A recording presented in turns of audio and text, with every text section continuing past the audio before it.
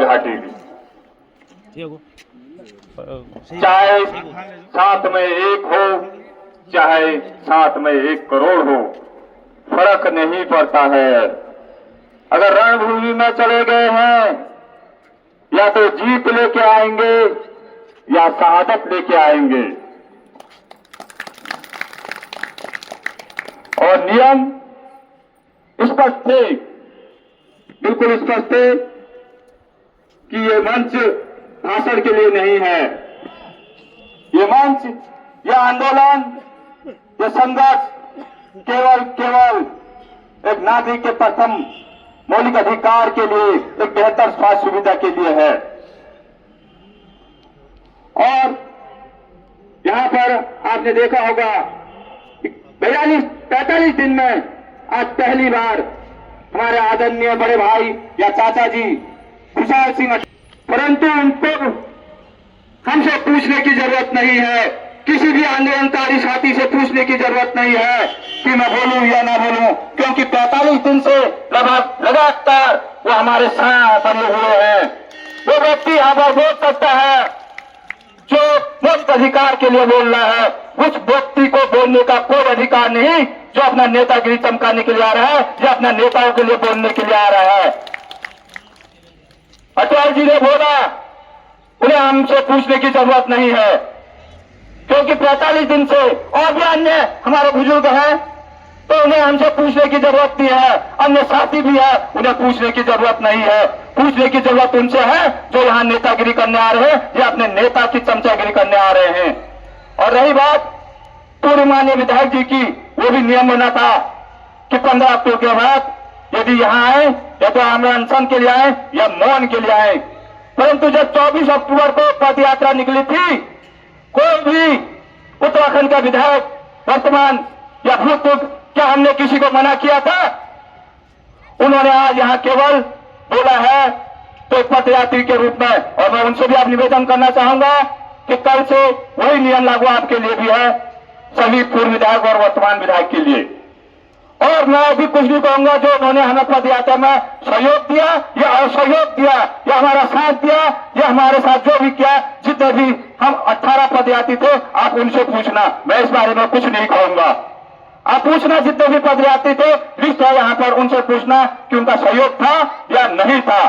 और रही बात वोट मांगने की, पिछले वर्ष जब गोदी चौराहे में 42 दिन का कार्मिक अनशन हुआ था, तो इस भुवन कटायत ने वही घोषणा की थी कि मैं किसी को नेता बनाने के लिए, किसी को वोट मांगने के लिए पैदा नहीं हुआ था। उसी दिन मैंने घोषणा की थी कि मैं किसी के लिए भी वोट नहीं मांगूंगा। और मैं अपने वचनों पर कायम हूं। परंतु एक साथ ये भी कह दूं कि मैं भीष्म पितामह नहीं हूं। यदि मेरे क्षेत्र के साथ, मेरे प्रदेश के साथ किसी ने गद्दारी करने की कोशिश की और आपके इस आंदोलन के साथ गद्दारी करने की कोशिश की, तो मैं 27 में उसको धूल भी चढ़ाऊंगा। ये मैं इस मंच से, इस आमरण अनशन से कह रहा हूं। बाकी मैं अपने वचनों पर कायम हूं।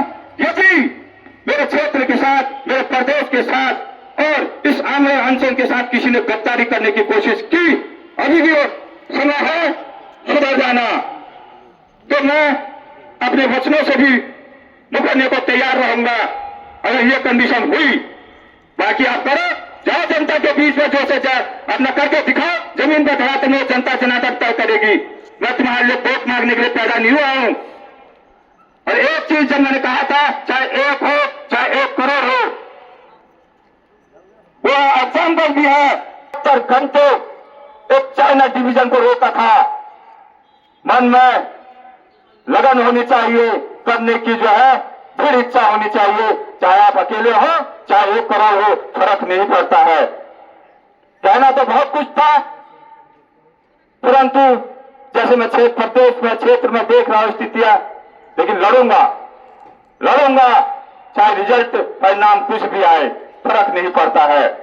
और रही बात, अब मैं बताता हूं सफलता की, इस आंदोलन की सफलता की। सर्वप्रथम तो मैं सफलता आपको बताता हूं कि जब गेवाड़ घाटी में आप लोगों ने यह आमरण अनशन शुरू किया था, उसके कुछ ही दिनों बाद पूरे प्रदेश में जन जागृति हुई है अपने मौलिक अधिकार के लिए। आज भिक्षासन, सैलरी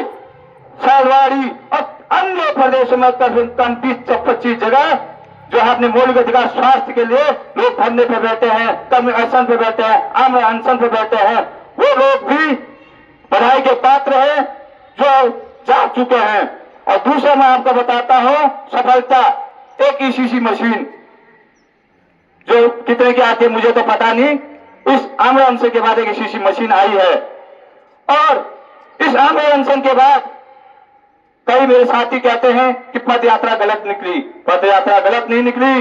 जब वो पद यात्रा निकली थी तो उसके दिन, जैसा अशोक भाई जी ने भी बता दिया था, जो कहानियां सब बता दी, उस पद यात्रा के बाद लगभग 6 या 7 दिन उत्तराखंड की पहली बार जो है स्वास्थ्य समीक्षा हुई है। उत्तराखंड में मुख्यमंत्री महोदय या अन्य सचिव या डीजी हेल्थ जो भी है 6-7 बार जो है चर्चा हो चुकी है स्वास्थ्य के विषय में, जो आज तक कभी नहीं हुई थी। और इसी के साथ साथ गैस राजधानी के लिए भी आवाज उठ रही है इस आंदोलन की बात। और सफलता प्रो डॉक्टर्स जो है अपॉइंटमेंट करते हैं, जो लीव में है, ये इस आंदोलन की सफलता है।